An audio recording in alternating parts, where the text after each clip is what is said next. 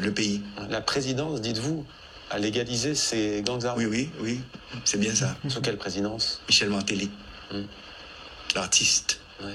Pourquoi? Pour contrôler le pouvoir. Sans passer par quatre chemins, le président Leslie Voltaire clame haut et fort que c'est l'ancien président Michel Joseph Martelly qui a légalisé les gangs armés en Haïti. C'est la raison pour laquelle le pays se trouve dans cette situation d'insécurité aussi grave. Vous savez, le président du Conseil présidentiel de transition est à Paris ce mercredi 29 janvier 2025. Il a été accueilli à l'Élysée par le président français Emmanuel Macron et ils ont échangé sur pas mal de sujets. En marge de cette visite, le président haïtien a accordé une interview à TV5 Monde.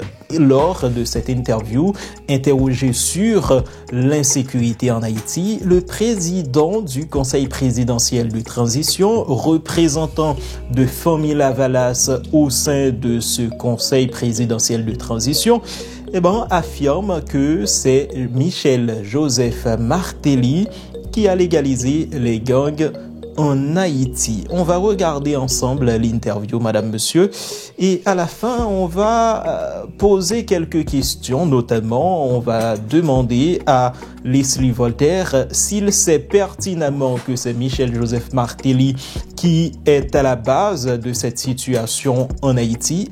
Pourquoi il ne demande pas l'arrestation de Michel Joseph Martelly, étant donné que l'ancien président Michel Joseph Martelly est à la fois sanctionné par les États-Unis, le Canada et l'ONU. Leslie Voltaire est au courant de tout ça. Il ne fait rien. Pourquoi? Regardons ensemble cet entretien sur TV5 Monde et puis après, on en parlera.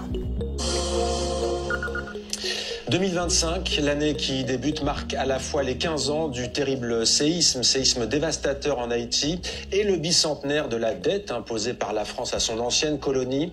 L'année de tous les dangers aussi pour Haïti, pays francophone des Caraïbes, en plein chaos où les gangs font régner la terreur. Ils contrôlent la quasi-totalité de la capitale Port-au-Prince.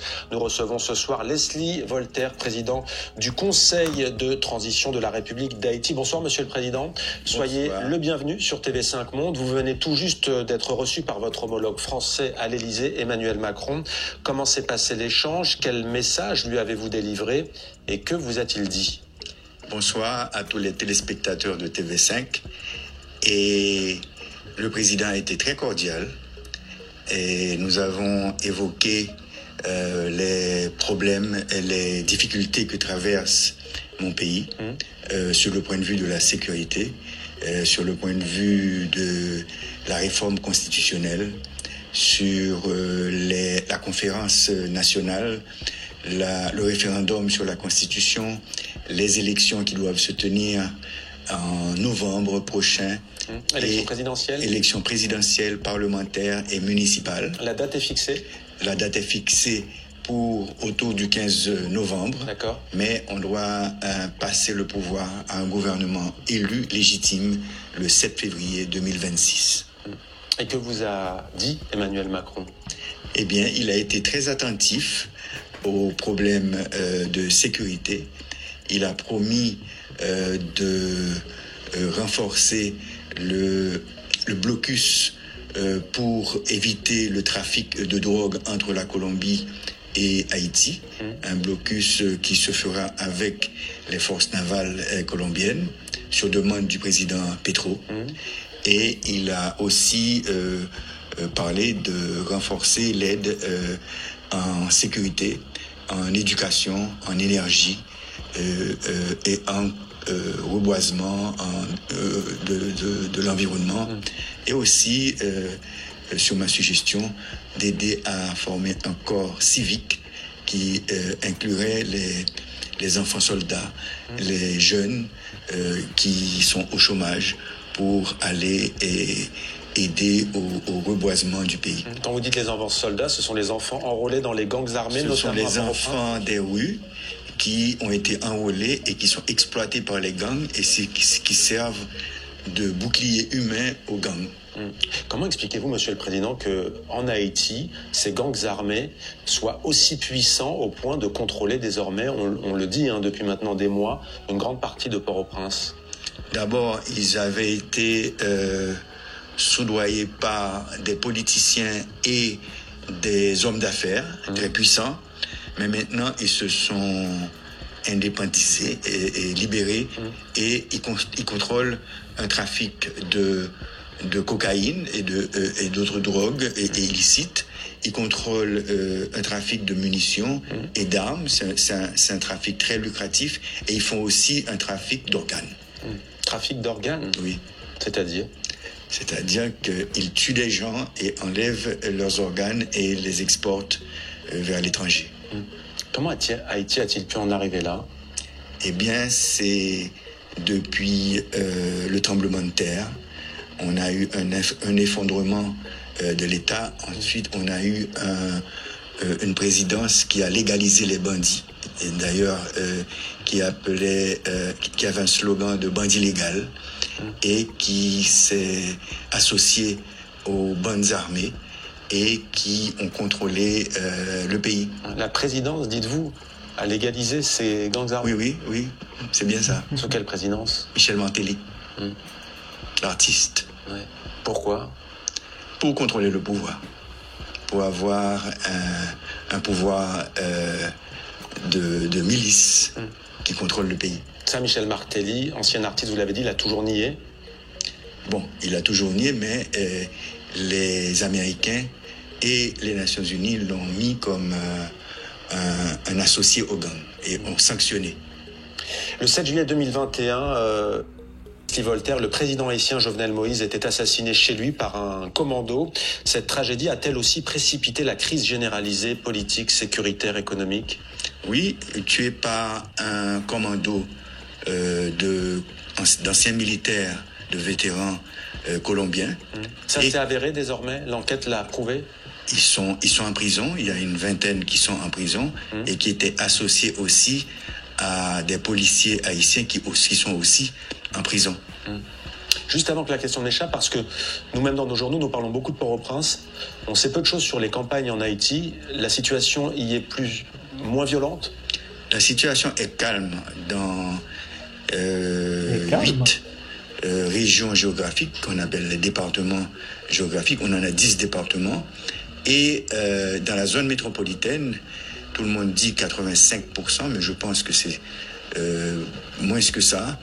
Et aussi dans l'Artibonite, qui est la vallée où on produit du riz, les policiers, les militaires et les soldats kenyans qui font partie de la force multinationale ont pourchassé les bandits et ils ont réduit l'influence des gangs dans cette région. Mais là, c'est du n'importe quoi. Le président Leslie Voltaire n'est pas informé sur la situation dans la vallée de l'Artibonite. En effet, il y a plusieurs opérations policières contre le gang Grand Griffe, mais jusqu'à présent, il n'y a rien de concret à un point tel que un blindé de la mission multinationale de soutien à la sécurité a été incendié par le gang Grand Griffe. Donc, lui, il dit que les policiers ont pourchassé les gangs, mais jusqu'à présent, le barrage qui alimente une bonne partie des terres rizicoles de la vallée de l'Artibonite est contrôlé par le gang Grand Griffe qui avait même menacé de détruire complètement le barrage. Lui, il n'est pas informé, ou peut-être pour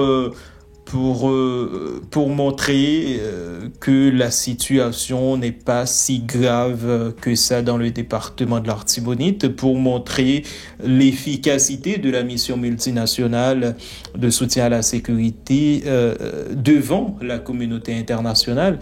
Il dit ce truc-là, mais en réalité, c'est pas vrai. C'est pas vrai.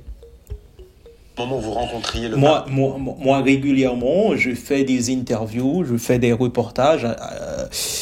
Si vous suivez RFI, récemment, j'avais fait un reportage à Liancourt où des agriculteurs ne peuvent plus aller dans leurs champs parce que il y a la présence du gang Grand Griffe qui menace les agriculteurs, qui les kidnappe et qui réclament des rançons, hein? Et après les avoir torturés en plus de ça, il parle pas du massacre qui a été fait récemment par le gang Grand Griffe.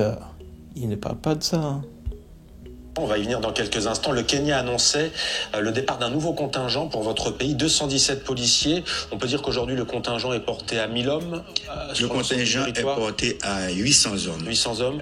600 Kenyans, à peu près 30 Jamaïcains, ouais. 150 Guatémaltèques et à peu près 8 ou 10 Salvadoriens, mais les Salvadoriens seront 80. Venus du Salvador. Quel bilan tirez-vous de cette aide qui a commencé il y a 6 mois, fin juin? Eh bien, c'est une aide qui est appréciée par les Haïtiens, mais qui n'est pas assez efficace dans le sens où on nous avait promis 2500 troupes et on n'a qu'un tiers.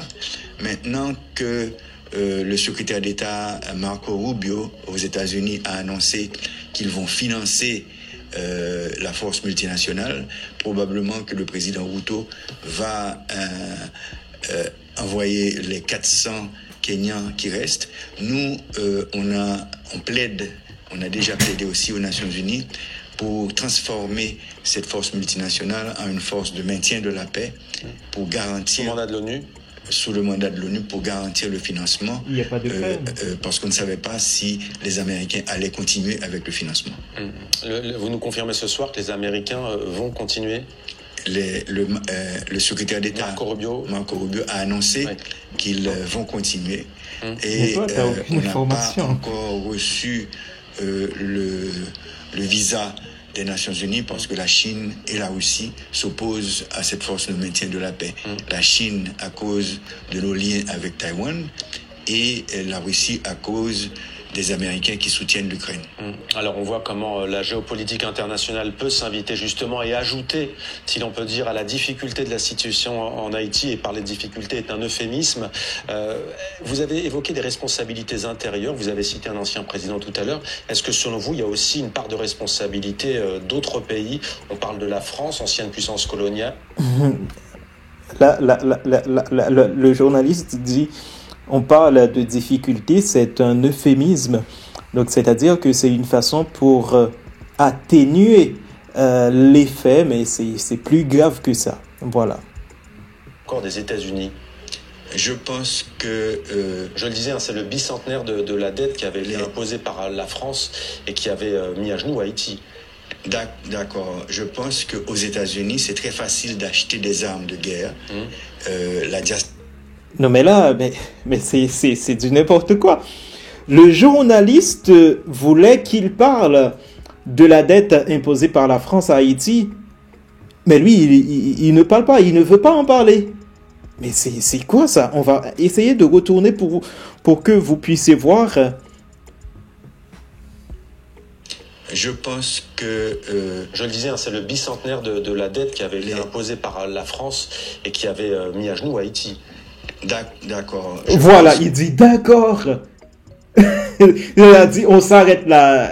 Toi, le journaliste, lui, il a donné l'information. Moi, je veux pas m'aventurer sur ce terrain-là. On s'arrête là. Lui, il parle d'autre chose. Mais c'est quoi ça? Aux États-Unis, c'est très facile d'acheter des armes de guerre. La diaspora haïtienne, avec d'autres personnes aux États-Unis, peuvent acheter des armes et des munitions et les envoyer à travers la République dominicaine. Et comme la frontière est poreuse, ces munitions et ces armes atteignent le territoire haïtien. Et aussi, les anciens militaires colombiens, ils font un trafic d'armes et de munitions et de drogues qui vont aussi en Haïti. Donc il y a cette raison. S'agissant de la France, est-ce que vous, en tant qu'ex-puissance coloniale, vous avez été satisfait par ce que vous a dit Emmanuel Macron? Est-ce que vous attendez plus? Est-ce qu'il faut une réparation, par exemple, s'agissant de cette question de la dette? Voilà. Il faut dire que c'est le président Macron qui a évoqué la dette et que nous appelons la rançon. Et, la rançon et la réparation. Nous disons que pour la réparation, il faudrait que dans les livres d'histoire, les Français, les élèves, les étudiants, la population sachent que la France a eu à établir un système esclavagiste en Haïti au XVIIe et au XVIIIe siècle et que ce système esclavagiste a des séquelles sur Haïti. Il faudrait que les élèves et les étudiants français sachent que la monarchie française a inventé un code noir qui classait les Haïtiens en plusieurs catégories, blancs, carterons, mulâtres, et Sacatra, Grimaud, etc., qui sont toujours en vigueur en Haïti. Et en ce qui a trait à la rançon, Non, mais avant Voltaire, tu parles de code noir. Il faut bien préciser que ce code noir stipulait que les esclaves étaient considérés comme des biens meubles et que leur maître pouvait s'en servir comme bon leur semble. Voilà, c'était ça. C'est pas seulement une question de catégorisation d'esclaves. Non, c'est pas... Avril 2025, le roi Charles X a envoyé une flotte menacée. 1785. Vous avez dit de 1885. 1825. Ouais, 1825. Vous avez dit 2025. Il y a 200 ans, on va dire. Il y a 200 ans. Bientôt, il y a 200 ans jour pour jour. Et le 17 avril, le président Macron a dit qu'il va annoncer quelque chose. Ouais. Une reconnaissance. Probablement. Au printemps prochain, on suivra cela. L'administration Trump, Monsieur le Président, a décidé de geler les programmes d'aide, d'expulser les migrants haïtiens et de bloquer l'accueil des réfugiés haïtiens. Vous parlez de mesures potentiellement catastrophiques. Concrètement, pourquoi? Quelles conséquences? Oui, on a à peu près 200 000 Haïtiens qui ont bénéficié d'un programme du président Biden pour aller s'installer pendant 2 ans et travailler et envoyer des transferts d'argent en Haïti. Si ces 200 000 personnes reviennent en Haïti, on aura moins de transferts. Mais il faut dire aussi que le gouvernement dominicain expulse 10 000 personnes par semaine vers Haïti et aussi que la violence armée a déplacé près de 700 000 personnes de leur foyer et de leur quartier. Donc ça nous fait un problème où si le gouvernement du président Trump annule l'aide alimentaire, l'assistance humanitaire et l'aide au développement, ça va faire mal. Ouais. Et un dernier mot, vous avez rencontré le pape François samedi, il y a quelques jours. Il cite souvent Haïti dans ses discours, notamment Urbi et Orbi par exemple. Que vous a-t-il dit? Bon, d'abord, dans son encyclique Laudato Si, il prêche pour la maison commune, qui est la régénération de la planète. Il prêche aussi dans Urbi et Orbi d'une relation fraternelle et de solidarité avec les peuples. Et la paix en Haïti. Et moi, il prie toujours pour Haïti. Il n'y aura jamais une occasion. Mais moi, je lui ai demandé d'initier une conférence internationale de solidarité avec Haïti, ce qu'il a écrit de sa main sur une feuille de papier. Eh bien, voilà une information à retenir, une conférence internationale pour Haïti sous l'égide du Vatican. Merci beaucoup, Monsieur le Président Leslie Voltaire, d'avoir répondu à nos questions ce soir en direct sur TV5. Merci. Merci, Monsieur Mohamed Kassi. L'actualité voilà de ce journal pour cette interview du président du Conseil présidentiel de transition, Monsieur Leslie Voltaire. Entretien accordé à TV5 Monde, Madame, Monsieur. Bon, pas trop bagay m'a dit qui t'aime quitter nous là et que nous-mêmes n'a dit ça ne penser dans les commentaires.